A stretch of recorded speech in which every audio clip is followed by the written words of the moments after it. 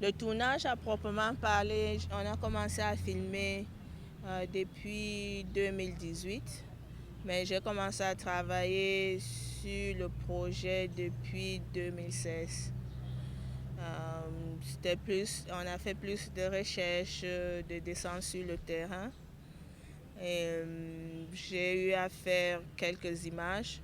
Au début, l'orientation était très différente de ce qu'on a à la fin.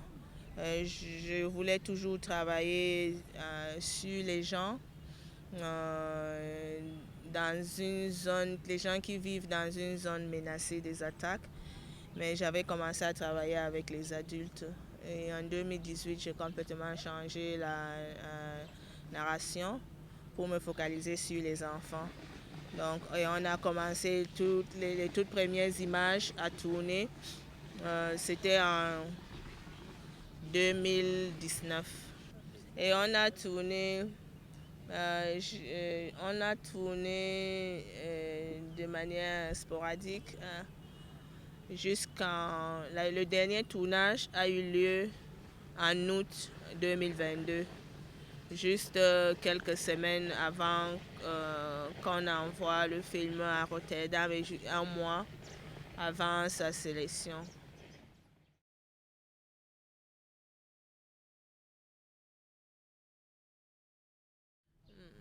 Le temps et aussi le côté humaniste de ma personne, l'équipe. Je suis allée là-bas. C'est pour ça que la phase de recherche est très importante, quoi. Ça m'a permis de tisser des liens assez forts que vous pouvez voir à l'écran. Donc j'ai passé beaucoup de temps là-bas, d'abord à ne rien faire à proprement parler, juste en immersion, à côtoyer la population, à me faire des amis. Et aussi parce que c'est une société assez patriarcale et conservatrice. Je suis arrivée là-bas comme une femme qui connaît sa place dans ce genre de société. Et du coup, quand j'ai apporté la caméra, le transfert de pouvoir se fait de manière naturelle, quoi. Je n'étais plus juste la femme, j'étais la femme avec une caméra. Du coup, après le temps, le rapprochement avec les différentes familles que j'ai filmées et avec les enfants, c'était le même processus. Le temps, je suis allée vers eux comme un grand enfant. J'ai joué avec eux. Et quand j'ai commencé à filmer, c'était une invitation à mon univers, à moi. Et ils étaient plutôt assez curieux pour me suivre dans cela. Donc c'est pour ça que vous pouvez ressentir tout ce côté naturel. Et aussi dans le processus de travail, comme je ne parle pas kanuri, je crois que ça a beaucoup aidé pour qu'on ait ce côté naturel. Ce que je faisais, c'est le troisième film que je travaille comme ça, où j'ai fait un film au Portugal où je ne parlais pas créole, où mon personnage parlait créole capverdien, Saint-Thomé et portugais. Je parle juste un peu portugais, mais on a fait un magnifique film. En Hongrie, où je ne parle pas hongrois, j'ai travaillé avec des bergers dans un village lointain. Donc, le système, c'est j'essaie de leur faire comprendre de quoi il s'agit, quel genre de film je voudrais faire et que c'est absolument participatif. Et une fois qu'ils sont d'accord, je ne vais pas leur dire les mots qu'ils doivent dire, quoi. C'est complètement à eux. Pour les enfants, je leur demandais par exemple s'ils pouvaient parler de l'école.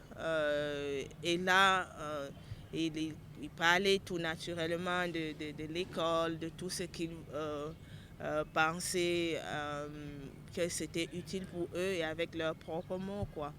Donc, et ce que je faisais, je me calais derrière la caméra et je suivais le mouvement, je suivais les émotions. Je savais qu'il y avait des choses magnifiques qui se passaient. Je n'interrompais pas, je faisais des très longues prises, 10, 15 à 30 minutes de prise, quoi.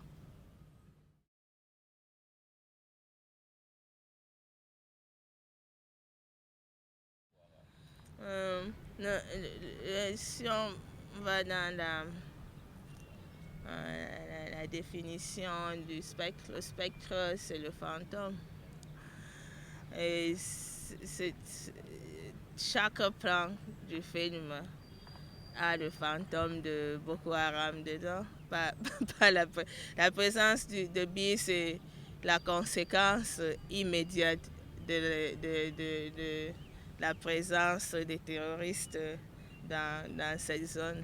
Donc, ce n'était même pas un jeu de mots. Pour moi, ça ne se posait pas parce que dans la vie des enfants, que ce soit même à l'école, ce qu'ils dessinent, ce qu'ils modèlent, leur jeu de rôle, c'est toujours autour de Boko Haram, que ce soit la population elle-même qui reste complètement figée dans le temps et l'espace depuis que Boko Haram est entré malheureusement dans leur vie. Donc tout dans le film respire la présence fantomatique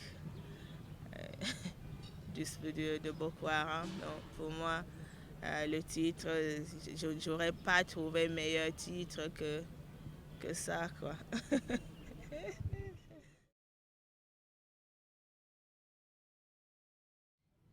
C'est une question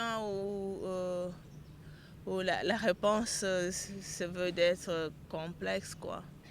Parce que on est dans une société où la normale aujourd'hui pour les enfants qui sont nés après 2014, c'est ça, leur normal. Et retour à la normale, un jour, c'est plutôt le retour à la normale pour eux. Disons, ça fait partie de leur quotidien, ça façonne leur quotidien parce que si ils ne vivent pas imprégnés de la présence de terroristes dans cette zone, ils sont morts, quoi.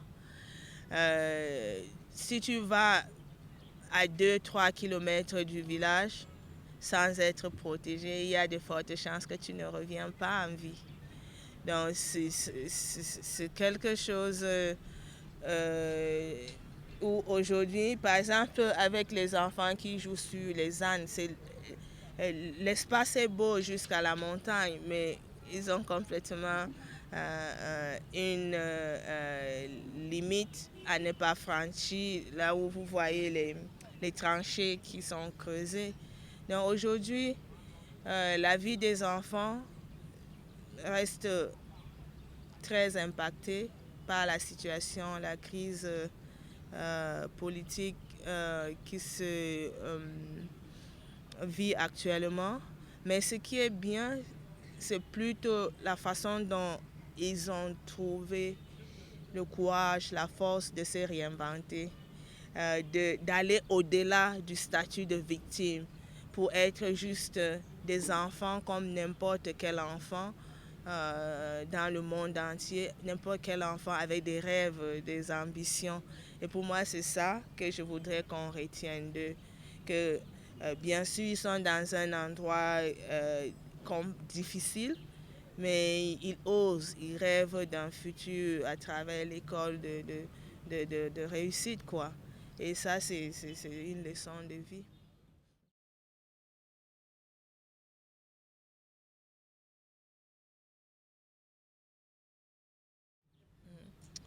Alors, je suis arrivée ce matin, je pouvais pas, non, hier matin, je pouvais pas arriver plus tôt euh, parce que j'étais à Osnabrück, c'est une ville en Allemagne à la frontière avec la Hollande. Donc, mon film a été présenté là-bas, c'était en compétition. Donc, je suis arrivée hier matin, j'étais assez nerveuse parce que je ne savais pas s'il y aurait du monde ou pas, mais j'ai plutôt été agréablement surprise de voir à la projection du film une salle remplie, des curieux, des cinéphiles. Alors que c'est un documentaire et le documentaire c'est pas un genre qui attire très souvent les gens dans les salles, mais c'est plutôt un bon signe. Ça veut dire qu'il faut continuer à faire les documentaires ou exhorter les Camerounais à faire les documentaires. Donc depuis hier, c'est plutôt une ambiance conviviale où je retrouve pas mal de collègues, camarades, amis et qui sont plutôt assez positifs sur le film, qui m'ont fait des retours positifs. Donc ça me pousse à continuer à travailler, quoi, à me dire, comme je l'ai toujours fait depuis les débuts, que j'étais sur le bon chemin et que c'était l'histoire qu'il fallait raconter à tout prix, quoi. Et bon, ben, c'est en compétition pour le long métrage documentaire. Je croise les doigts parce que il compétit auprès des films, de magnifiques films sur le magnifiques films documentaires sur le continent. C'est un que j'ai déjà eu l'opportunité de regarder.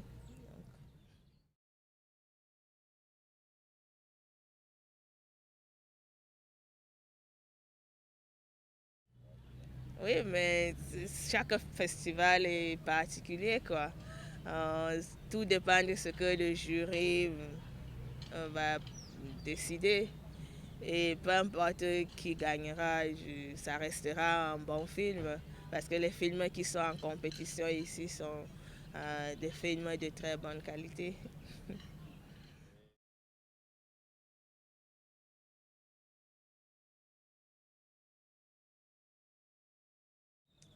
Ben, on ne s'arrête jamais, quoi. Je travaille actuellement sur deux projets, un documentaire et une fiction. La fiction est immédiatement liée au spectre de Boko Haram. C'est la vie, une autre euh, facette de la vie que j'ai découverte là-bas, mais que je ne pouvais pas tout mettre dans le spectre aussi parce que c'est dangereux. Du coup, ça serait la fiction. J'ai par ailleurs reçu il y a juste quelques semaines l'aide au développement pour l'OIF, ce qui me permettra d'avancer un peu plus dans l'écriture. Et je travaille également sur un documentaire qui est lié à la relation qu'on a avec l'eau. Quand je dis on, je veux dire mon peuple, nous, Camerounais, Africains, avec la croyance des Jinx ou les religions monothéistes, comment ça influe aussi sur les relations qu'on a avec l'eau. Et là, j'ai eu l'année dernière une aide au développement pour le Hot Dog Fund. C'est un fonds canadien sur le documentaire. Donc oui, et je ne m'arrête jamais. Je ne sais même pas si un jour je m'arrêterai. J'adore faire les films, donc je suis toujours en train de travailler en ce sens.